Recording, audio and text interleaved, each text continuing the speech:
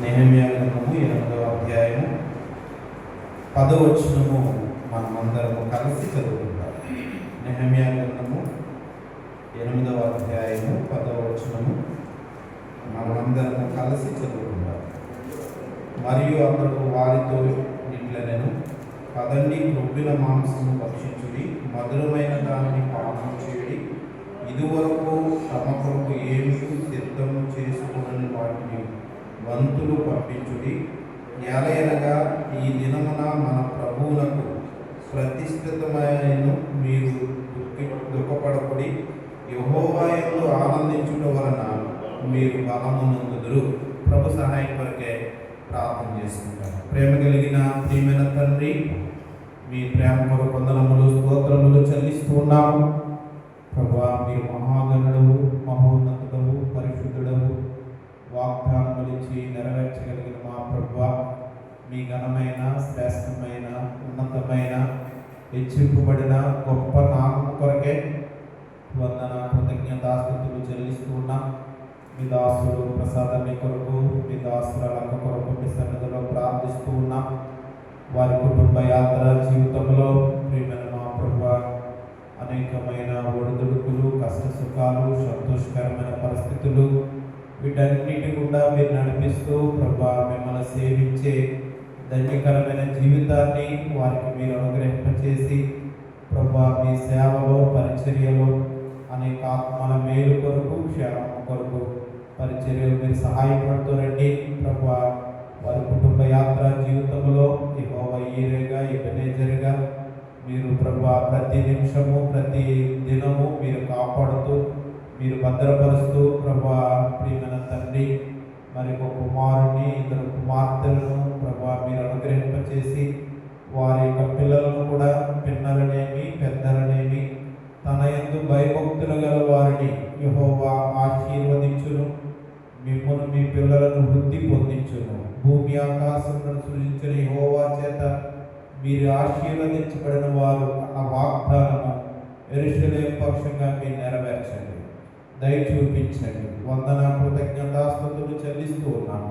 ప్రభువా, మీ కృపకు మమ్మలను అప్పగించుకుంటూ వందన కృతజ్ఞతాస్తుతులు చెల్లిస్తూ మీకే మహిమ, ఘనత, స్థుతులు, ప్రభావములు చెల్లిస్తూ ఈ సమయం ఆశీర్వాదకరంగా, మేలుకరంగా, దీవెనకరంగా మీ కృపలో జ్ఞాపకం చేసుకుంటూ రావాల్సిందిగా మీ సన్నిధిలో ప్రార్థిస్తూ మా ప్రభువును, రక్షకుడును యేసుక్రీస్తు ప్రశస్తమైన నామములో ప్రార్థించి, మహింపరిచి, ఘనపరిచి అడిగి వేడుకుంటున్నాము తండ్రి.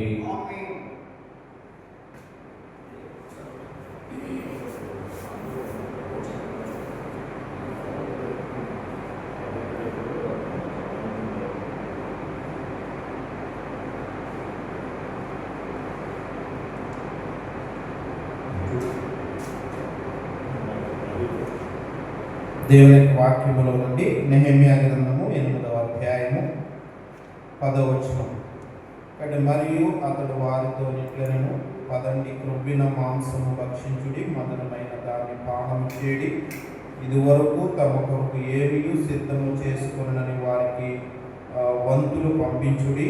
ఎలయనగా ఈ దినమున మన ప్రభువులకు ప్రతిష్ఠ దినమాయను, మీరు దుఃఖపడకుడి, యెహోవా యందు ఆనందించుట వలన మీరు బలము నొందుదురు. కాబట్టి యెహోవా యందు ఆనందించుట వలన మీరు బలము నొందుదురు.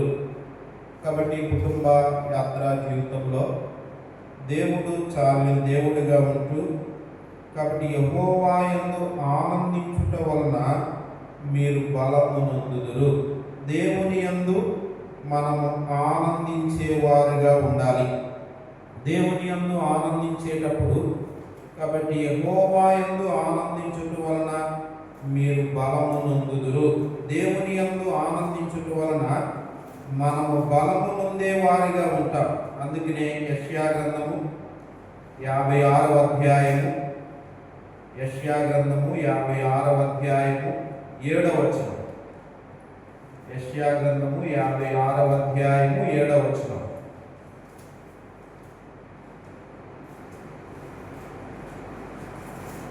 నా ప్రార్థనా మందిరములో వారిని ఆనందింపచేసేదను, నా బలిపీఠం మీద వారు అర్పించు దహన బలులను నాకు అంగీకారములగును.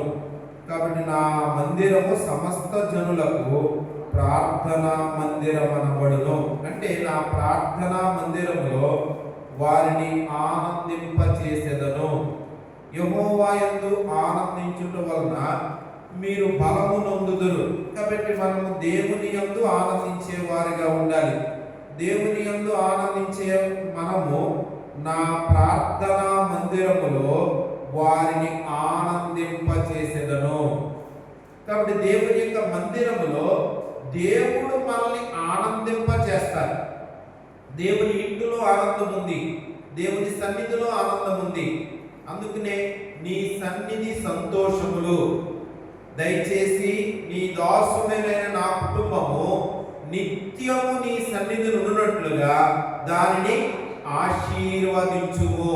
దయచేసి నా కుటుంబము నిత్యము నీ సన్నిధిని ఉన్నట్లుగా. ఆయన సన్నిధిలో ఆనందం ఉంది, ఆయన సన్నిధిలో సంతోషం ఉంది, ఆయన సన్నిధిలో నిత్యము సుఖము ఉంది. ఆయన సన్నిధిలో ఆనందము, ఆయన సన్నిధిలో సంతోషం ఉంటూ ఉంది.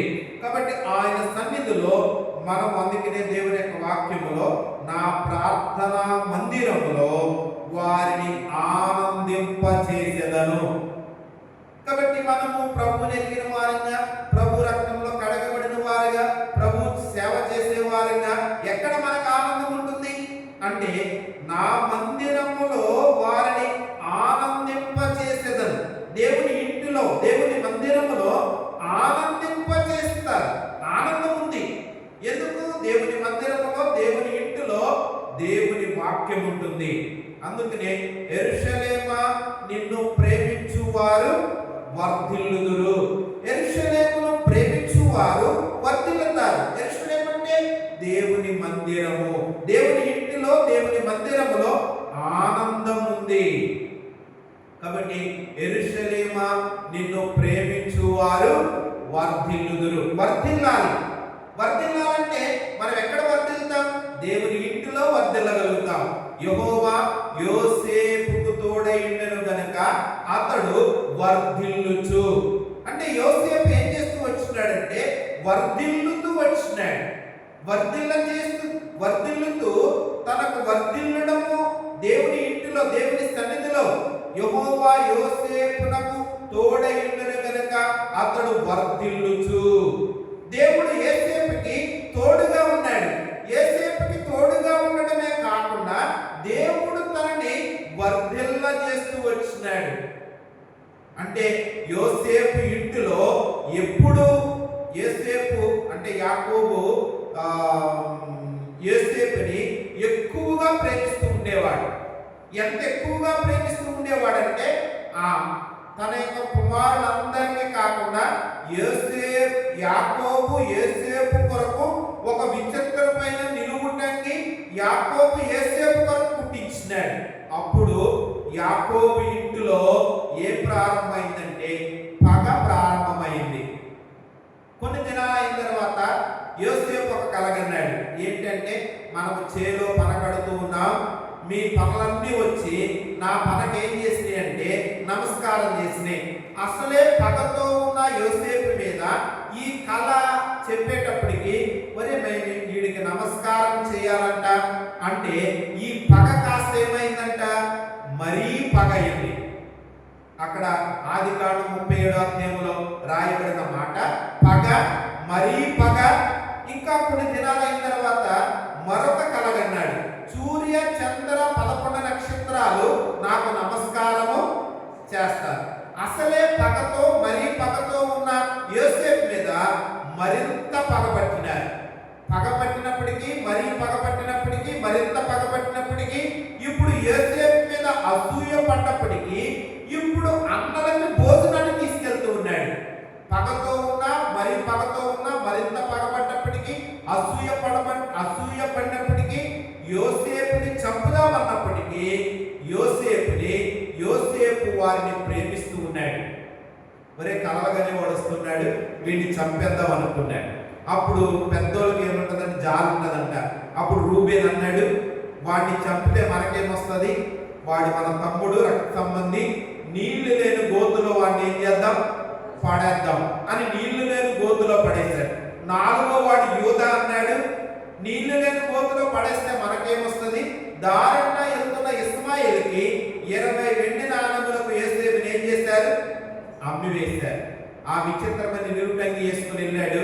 ఆ విచిత్రమైన నిలువుటంగి తీసివేసి, కాబట్టి ఒక గొర్రె పిల్లను వధించి ఆ రక్తము ఆ విచిత్రమైన నిలువుటంగికి పూసి, కాబట్టి ఇప్పుడు యాకోబు దగ్గరికి వెళ్ళారు. వెళ్ళి అన్నారు, నీవు బాగా ప్రేమిస్తున్న నీ కుమారుణ్ణి మాకు భోజనం తీసుకుని వస్తే అడవిలో దుష్టమృగం ఏం చేసింది? తినివేసింది. యాకోబు యోసేపు కొరకు చాలా దినాలు అంగలారుస్తూ వచ్చినాడు. అంటే ఎందుకు చెప్తున్నానంటే, యెహోవా యోసేపునకు తోడై ఉండెను కనుక అతడు వర్ధిల్లుచు. యోసేపు వర్ధిల్లుతూ వచ్చినాడు. అంటే అన్నలు పగబట్టినప్పటికీ, మరింత పగబట్టినప్పటికీ, అసూయపడదాం అనుకున్నప్పటికీ, చంపివేద్దాం అనుకున్నప్పటికీ, దారంట వెళ్తున్న 20 వెండి నాణాలు యోసేపుని అమ్మివేయబడ్డప్పటికీ, అక్కడి నుంచి పొతీఫర కొనుక్కున్నప్పటికీ, పొతీఫర ఇంటిలో యెహోవా యోసేపునకు తోడై ఉన్నప్పటికీ, అక్కడి నుండి చెరసాలలో వేయబడ్డప్పటికీ, అక్కడ భక్షకారులు పానదాయకునికి కళ వివరించి చెప్పినప్పటికీ యెహోవా యోసేపునకు ఏమై ఉన్నాడు? తోడై ఉన్నాడు. అతడు వర్ధిల్లుచు. ఇక్కడ మనం వర్ధిల్లాలి. వర్ధిల్లాలి అంటే యెరూషలేమును ప్రేమించు వారు ఏం చేస్తారు? వర్ధిల్లుతారు. యెరూషలేమును ప్రేమించేవారు వర్ధిల్లేవారుగా ఉంటారు. కాబట్టి మనం వర్ధిల్లాలి. అనేకులకు ఆశీర్వాదకరంగా, దీవెనకరంగా, మహిమకరంగా. అందుకనే యెహోవా యందు దేవుని యొక్క వాక్యములో మనము జ్ఞాపకం చేసుకుంటూ వచ్చినాం. యెహోవా యందు ఆనందించుట వలన మీరు బలము నొందుదురు. యెహోవా యందు ఆనందించుట వలన మనము బలము నొందుతాం. అంటే దేవుని యందు ఆనందించుట వలన మనము బలము నొందేవారిగా ఉంటాం. మనం బలహీనులం. అయితే దేవుడు బలహీనులైన వారినే దేవుడు ఏం చేస్తున్నారు? ఏర్పాటు చేస్తున్నారు. ఎన్నిక లేని వారిని, ధృవీకరించబడిన వారిని, అయోగ్యులను, అపాత్రులను దేవుడు ఎన్నుకుంటాడు. కొన్నిసార్లు మనకు సరిగా మాట్లాడలేం, ఒకవేళ సరిగా చెప్పలేం, సరిగా చేయలేం. అయినప్పటికీ కూడా బలహీనులైన వారిని దేవుడు ఎన్నుకుంటాడు, ఏర్పాటు చేసుకుంటాడు. అందుకనే యెహోవా యందు ఆనందించుట వలన మీరు బలము నొందుదురు. దేవుని యందు ఆనందించుట వలన బలము నొందుతాం. కానీ మనం బలము నొందాలి. అందుకనే యెహోవా కొరకు ఎదురు చూచువారు నూతన బలము నొందుదురు. యెహోవా కొరకు ఎదురు చూచువారి యొక్క జీవితంలో నూతన బలం. కొన్నిసార్లు మనం లోకానికి పనిచేయం. లోకానికి పనిచేయాలంటే ఎంతవరకు పనిచేస్తారు?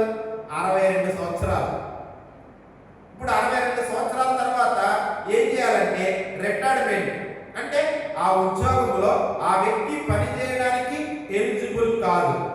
అంటే దేవుని పనిలో నిరంతరము కూడా మనం ఎప్పుడు బలహీనంగా ఉంటామో అప్పుడు దేవుడు బలాన్ని ఇస్తారు. యెహోవా యందు ఆనందించుట వలన మీరు బలము నొందుదురు.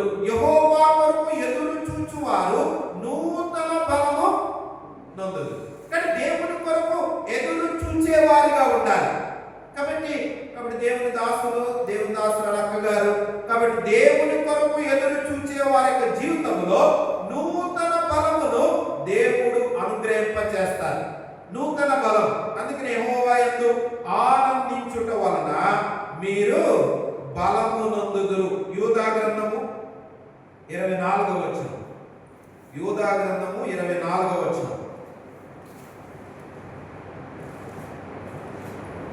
యోధా పత్రిక. తొట్టిల్లకుండా మిమ్మల్ని కాపాడుటకును తన మహిమ ఎదుట ఆనందముతో మిమ్మల్ని నిర్దోషులుగా నిలబెట్టుటకును శక్తిగల మన రక్షకుడైన అద్వితీయ దేవునికి మన ప్రభువైన యేసుక్రీస్తు ద్వారా మహిమయు మహాత్మ్యమును ఆధిపత్యమును అధికారమును యుగములు ఇప్పుడు సర్వయుగములు కలుగును సర్వయుగములు తొట్టిల్లకుండా మిమ్మల్ని కాపాడుటకును తన మహిమ ఎదుట ఆనందముతో. మనం ఎలా ఉండాలి? ప్రభు ఎదుటంటే ఆనందముతో ఉండాలి. ఎప్పుడు మనకు ఆనందం వస్తుంది? తొట్టిల్లకుండా మిమ్మల్ని కాపాడుటకు. మనం తొట్టిల్లకుండా మనల్ని కాపాడుటకు తన మహిమ ఎదుట ఆనందముతో. ఆయన మహిమ ఎదుట మనం ఆనందముతో ఆయన ఎదుట ప్రత్యక్షము కావలసి ఉంది. మనం ఆనందముతో ఆయన ఎదుట నిలబడాలి.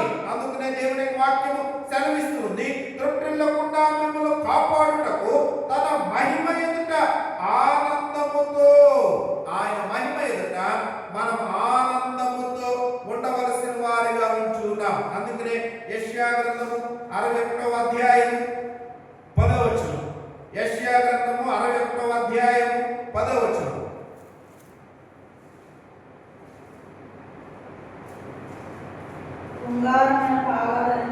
శృంగారమైన పాగా ధరించుకొనిన పెండ్లి కుమారుని నీతిగాను ఆభరణములతో అలంకరించుకొనిన పెండ్లి కుమార్తె రీతిగాను ఆయన రక్షణ వస్త్రములను నాకు ధరింపజేసి ఉన్నాడు.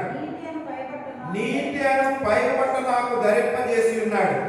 కాగా యెహోవాను బట్టి మహానందముతో ఆనందించుచున్నాను. కాగా యెహోవాను బట్టి మహానందముతో నేను ఆనందించుచున్నాను. మహానందం ఎప్పుడు వస్తుంది? మహానందం కాబట్టి దేవుని యొక్క వాక్యం సెలవిస్తుంది, శృంగారమైన పాగా ధరించుకొనిన పెండ్లి కుమారుని రీతిగాను ఆభరణములతో అలంకరించుకొనిన పెండ్లి కుమార్తె రీతిగాను ఆయన రక్షణ వస్త్రములను నాకు ధరింపజేసి ఉన్నాడు. నీతు అను పైబట్టను నాకు ధరింపజేసి ఉన్నాడు. కాగా యెహోవాను బట్టి మహా ఆనందముతో నేను ఆనందించుచున్నాను. కానీ ఆనందము లోకములో అనేకులకు లేదు. ఒకవేళ తాత్కాలికమైన కాబట్టి లోకములో ఆనందం ఉండొచ్చు. అయితే ఇది మహా ఆనందం. ఎట్లా వస్తుంది ఈ మహా ఆనందము అంటే? దేవుని యొక్క వాక్యము సెలవిస్తూ ఉన్నది, ఆయన రక్షణ వస్త్రములను నాకు ధరింపచేసి ఉన్నాడు. నీతు అను పైబట్టను నాకు ధరింపచేసి ఉన్నాడు.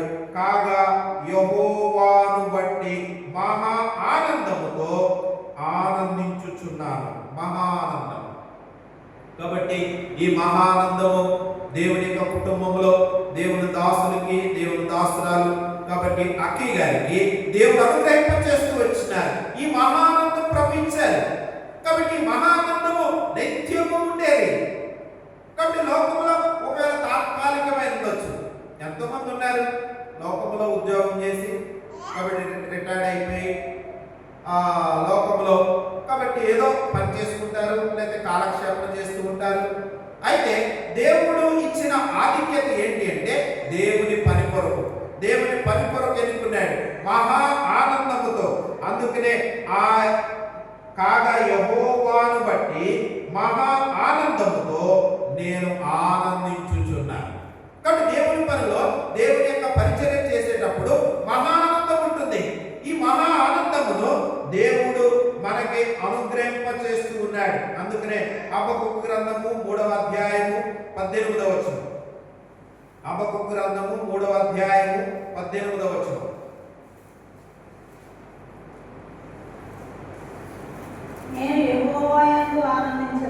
నేను యెహోవా యందు ఆనందించెదను. నా రక్షణకర్తైన నా దేవుని యందు నేను సంతోషించెదను. యెహోవాయే నాకు బలము, ఆయన నా కాళ్ళను లేడి కాలవలే చేయును.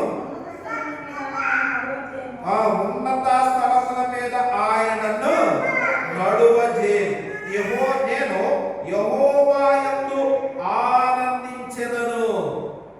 మనం దేవుని యందు ఆనందించాలి. అందుకనే నేను యెహోవా యందు ఆనందించెదను. నా రక్షణకర్తైన నా దేవుని యందు నేను సంతోషించెదను. ప్రభువు యెహోవాయే నాకు బలము, ఆయన నా కాళ్ళను లేడి కాళ్ళ వలె చేయును. ఉన్నత స్థలముల మీద నడువజేయును. కాబట్టి దేవుడు మరి ప్రసాద్ అన్న గారికి ఇచ్చిన ఆధిక్యత ఏంటి అంటే ఉన్నత స్థలముల మీద. లోకంలో ఉద్యోగం రిటైర్డ్ అయిపోయిన తర్వాత ఎందుకు లోకంలో అంటే కాబట్టి దేవుడు అన్నగారికి ఇచ్చిన ఆధిక్యత ఏంటంటే ఉన్నత స్థలముల మీద ఆయన నన్ను నడువజేయును. కానీ ఉన్నత స్థలములు కాబట్టి దేవుని యొక్క వాక్యం సెలవిస్తుంది, ఆయన నా కాళ్ళను లేడి కాళ్ళ వలె చేయును, ప్రభువు యెహోవాయే నాకు బలం.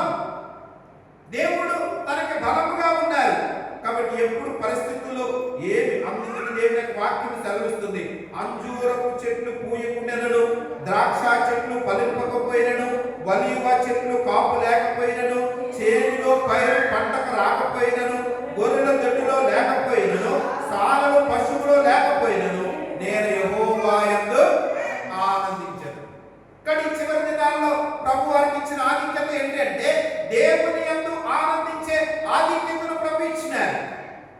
దేవుని యందు సంతోషించి దేవుని పని కొరకు, దేవుని యొక్క పరిచర్య కొరకు, అనేక ఆత్మల రక్షణ కొరకు, అనేకులకు ప్రయోజనకరంగా అనేక ఆత్మలు రక్షించబడేటట్టుగా దేవుడు అటువంటి ఆధిక్యతను ప్రభు అనుగ్రహింప చేస్తూ వచ్చినారు. నేను యెహోవా యందు ఏం చేస్తాను?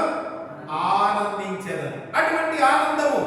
కాబట్టి ఈ యొక్క నూతనమైన సంవత్సరంలో ప్రవేశించక ముందు గత సంవత్సరం అంతట్లో దేవుడు కాపాడి భద్రపరిచి ఆరోగ్యమిచ్చి కాబట్టి కాపాడుతూ భద్రపరుస్తూ ఇంకా ముందున్న జీవితంలో ఆనందముతో సంతోషముతో కాబట్టి ముందున్న జీవితము కొరకే అందుకనే ఫిలిప్పీలకు రాసిన పత్రిక 4వ అధ్యాయం 4వ వచనం. ఫిలిప్పీలకు రాసిన పత్రిక 4వ అధ్యాయం 4వ వచనం.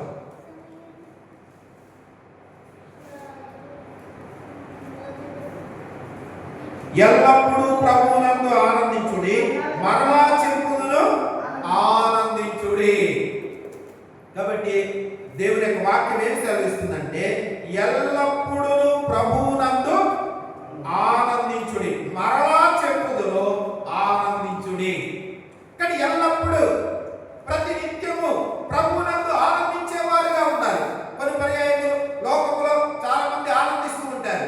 అయితే లోకానికి ఆనందం వేరు.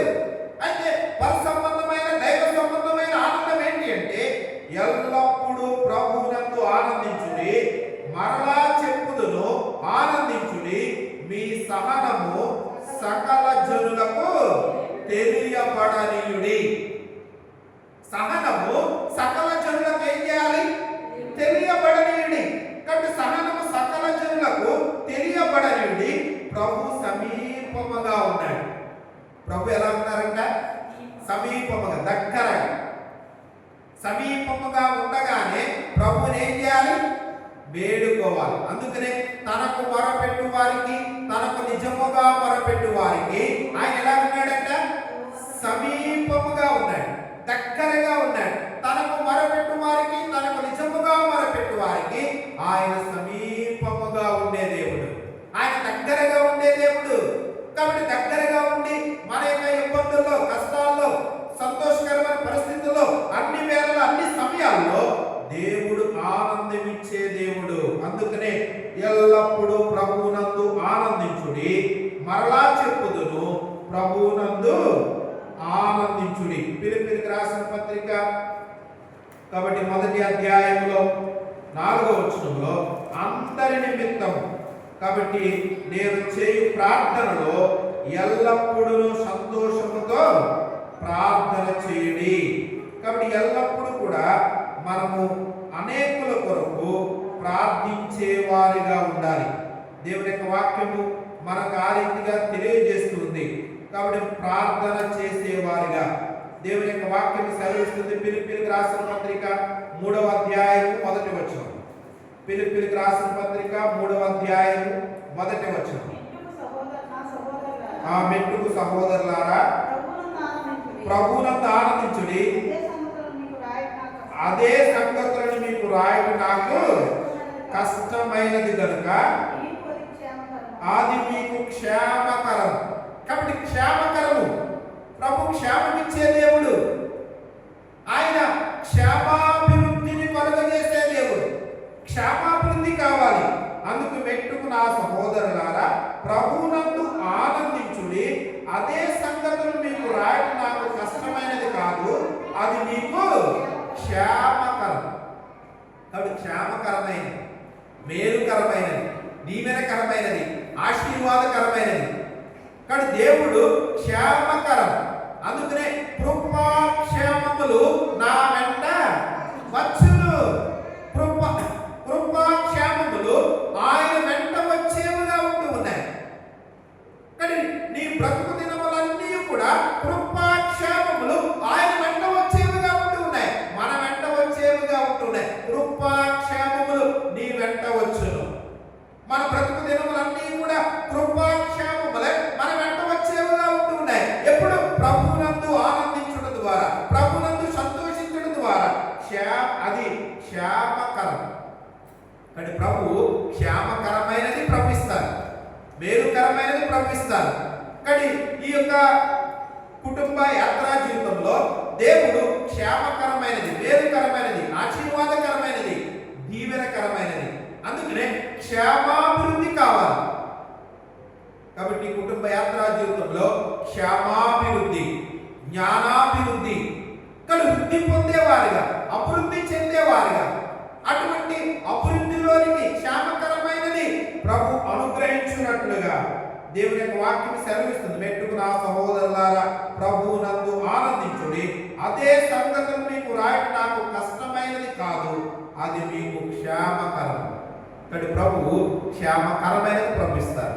అటువంటి క్షేమకరంగా మనం ఉండాలనేది ప్రభు యొక్క ఉద్దేశమై ఉంటుంది. అందుకనే ఫిలిప్పీయులకు రాసిన పత్రిక 2వ అధ్యాయం 2వ వచనం, ఫిలిప్పీయులకు రాసిన మీరు ఏక మనస్సులగునట్లుగా ఏకభావం గలవారై ఉండి ఒక్కదాని అందే మనసుంచుచు నా సంతోషమును సంపూర్ణము చేయి. ఆయన యొక్క సంతోషమును మనము సంపూర్ణము చేసేవారుగా మీరు ఏక మనస్కులుగా, కాబట్టి ఏక మనస్కులగునట్లుగా ఏక ప్రేమ కలిగి, ఏక మనస్సు కలిగి ఉండాలంట. ఏ ప్రేమ ఉండాలి? ఏక ప్రేమ కలిగి ఉండాలి. ఏక మనస్కులే. కాబట్టి ఇక్కడ దేవుని యొక్క వాక్యం సెలవిస్తుంది, మీరు ఏక మనస్కులగునట్లు ఏక ప్రేమ కలిగి ఏక భావము గలవారుగా ఉండి. ఏక భావం, కానీ ఏక మనస్సు ఉండాలి, ఏక ప్రేమ ఉండాలి, ఏక భావము గలవారుగా ఉండి ఒక్కదాని అందే మనసుంచుచు నా సంతోషము సంపూర్ణము చేయి. కాబట్టి సంతోషము సంపూర్ణము చేయాలి.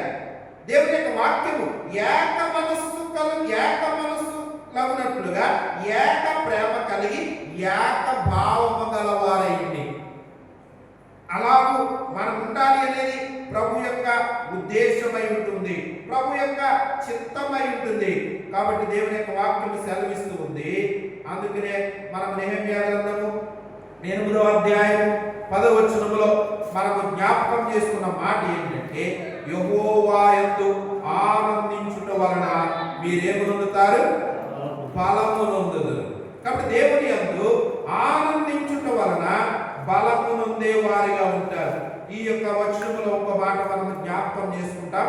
మరియు అతడు వారితో నిట్లను, పదండి క్రొవ్విన మాంసము భక్షించుడి, మధురమైన దానిని పానము చేయుడి. కుటుంబ యాత్ర జీవితంలో మధురముగా ఉండాలి.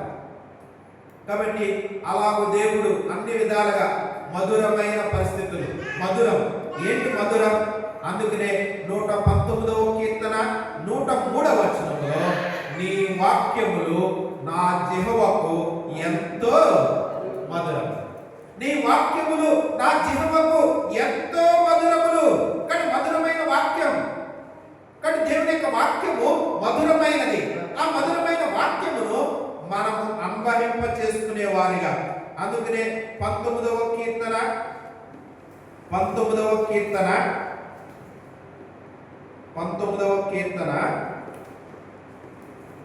వచనం, అవి బంగారు కంటెను, విస్తారమైన మేలు బంగారు కంటెను, కోరదగినవి, జుంటె తేనె దార మధురమైనది. చుట్టే తేనె దారుల కంటే కూడా మధురమైనది. దేవుని యొక్క వాక్యము మధురమైనది. కానీ మధురము కుటుంబ యాత్రా జీవితంలో దేవుడు ఇన్ని సంవత్సరాలు మధురముగా చేసినాడు. ఆనందంగా ప్రభు ఇచ్చినారు, ఆనందంతో నడిపిస్తూ ఉన్నారు. కాబట్టి మధురమైనది. కానీ మనము దేవుని యొక్క వాక్యము మధురం. అందుకనే నయోమి అనగా ఏంటి అర్థం? మధురం. నయోమి అంటే మధురం. ఈ మధురం కాస్త ఏమైంది? చేదు అనుభవంలోకి వచ్చింది. కాబట్టి దేవుని యొక్క వాక్యం సెలవిస్తుంది నయోమి అంటే మధురము. వీళ్ళు బెత్లెహేము నుండి ఎక్కడికి బయలుదేరారు? మోయాబుకు బయలుదేరారు. బెత్లెహేము అంటే రొట్టెల ఇల్లు, సమృద్ధి గల ప్రదేశం. బెత్లెహేము నుండి ఎలెమెలకు నయోమి, కాబట్టి మహులోను కిలియోను వారు బెత్లెహేము నుండి మోయాబుకు బయలుదేరారు. వారు వెళ్ళిన తర్వాత ఎలెమెలకు చనిపోయాడు. ఎలెమెలకు అంటే అర్థం ఏంటంటే దేవుడే నా రాజని అర్థం. కానీ ఎలెమెలకు చనిపోయిన తర్వాత అక్కడ ఇంచుమించుగా వారు మహులోను కిలియోను అక్కడ మోయాబు స్త్రీలను వార్పాను రూతును వివాహం చేసుకున్నారు. ఇంచుమించుగా 10 సంవత్సరాలు అక్కడ నివసించిన తర్వాత మహులోను చనిపోయాడు, కిలియోను చనిపోయాడు. ఇంచుమించుగా 10 సంవత్సరాలు అక్కడ నివసించిన తర్వాత మహులోను కిలియోను చనిపోతే ఇప్పుడు నయోమి ఉంది. నయోమి ఏమందంటే, అమ్మ మీరు పుట్టింటికి వెళ్ళిపోండి, మీరు మోయాబుకు వెళ్ళిపోండి, నేను బెత్లెహేముకి వెళ్ళిపోతాను. ఇంకా నేను వృద్ధురాలైపోయింది కదా, మీరు వేరే వివాహం చేసుకోండి అంటే ఇప్పుడు వార్త ఏం చేసిందంటే ఒక ముద్దు పెట్టుకుని అత్తలు వెళ్ళిపోయింది. రూత్ ఏం చేసింది? ఒక డిసైడింగ్ వచ్చింది, ఒక తీర్మానానికి వచ్చింది. ఏంటి తన తీర్మానం అంటే, నీవు నివసించే చోటనే నేను నివసిస్తాను, నీ జనమే నా జనము, నీ దేవుడే నా దేవుడు, నీవు మృతి పొందు చోటనే నేను కూడా మృతి పొందుతాను. మరణము తప్ప ఏదైనా నిన్ను నన్ను ప్రత్యేకించిన ఎడలా యెహోవా నాకు ఎంత కీడైనా చేయునుగాక. అంటే రూత్ యొక్క డిసైడింగ్ మొదటి అధ్యాయం ప్రకారము రూత్ యొక్క డిసైడింగ్ ఏంటి అంటే ఒక తీర్మానం చేసుకుంది. రెండో అధ్యాయం ప్రకారము రూత్ యొక్క పరిచర్య, తాను ఏ రీతిగా పరిచయం చేస్తూ వచ్చింది దేవుని ఇంటిలో. అంటే ఇప్పుడు వారి యవనపోత ఆరంభానికే బెత్లెహేము ఏం చేశారంట? చేరుకున్నారు. యవనపోత ఆరంభానికే బెత్లెహేము చేరుకున్నారు. నయోమి చెప్పింది, అమ్మ మనకు బోయాదు సమీప బంధువు, వేరొక పొలంలోనికి వెళ్ళొద్దు, నీవు వేరొక పొలంలో కనబడవద్దు, నీవు బోయాదు పొలంలోనే ఏం చేయాలి? పరిగెత్తుకోవాలి. బోయాదు పొలంలోనే పరిగెత్తుకోవాలి. బోయాదు పొలంలో నీకు క్షేమం ఉంది, వేరొక పొలంలో నువ్వు వెళ్ళొద్దు, కనబడవద్దు. అలాగే చెప్పింది. ఆమె తిని తృప్తి చెంది మిగిల్చుకుని అత్తకు ఏం చేసింది? తీసుకుని వచ్చింది. అంటే రూతు తన ఇంటి వారితో సాక్ష్యం కలిగి ఉంది, పని వారితో సాక్ష్యం కలిగి ఉంది, బయట సాక్ష్యం కలిగి ఉంది. చాలా ప్రాముఖ్యమైనది. కానీ మన పనిలో, కాబట్టి మన యొక్క కుటుంబ యాత్రా జీవితంలో సాక్ష్యం అనేది చాలా ప్రాముఖ్యమైనది. మన ఇంట సాక్ష్యం కలిగి ఉండాలి, బయట సాక్ష్యం కలిగి ఉండాలి, వెలుపట సాక్ష్యం కలిగి ఉండాలి. పైగా రూతు తన పని వారితో కూడా సాక్ష్యం కలిగి ఉంది. వేరొక పొలంలోనికి వెళ్ళలేదు, బోయాజు పొలంలోనే ఆమె పరిగెరుకుంది. కాబట్టి అంటే రెండో అధ్యాయంలో, మొదటి అధ్యాయంలో తన డిసైడింగ్, తన తీర్మానం, రెండో అధ్యాయంలో తన పరిచర్య, మూడో అధ్యాయంలో బోయాజు కళ్ళములోనే ఏం చేసింది? సిద్ధపడింది. బోయాజు కళ్ళములోనే సిద్ధపడుతూ వచ్చింది. ఆమె స్నానం చేసి తైలం రాసుకుని బట్టలు కట్టుకొని, అంటే స్నానం చేసి తైలం రాసుకుని బట్టలు కట్టుకొని స్నానము శుద్ధిని చేస్తూ ఉంది. ఎక్కడ సిద్ధపడుతూ వచ్చిందంటే బోయాజు కళ్ళములోనే సిద్ధపడింది. 4వ అధ్యాయము ఇప్పుడు రూతు బోయాజుని ఏం చేసింది? పరిణయం చేస్తుంది. అంటే ఈ బోయాజు ప్రభువైన యేసుక్రీస్తు వారికి సాదృశ్యంగా ఉంది, రూతు సంఘానికి సాదృశ్యంగా ఉంది.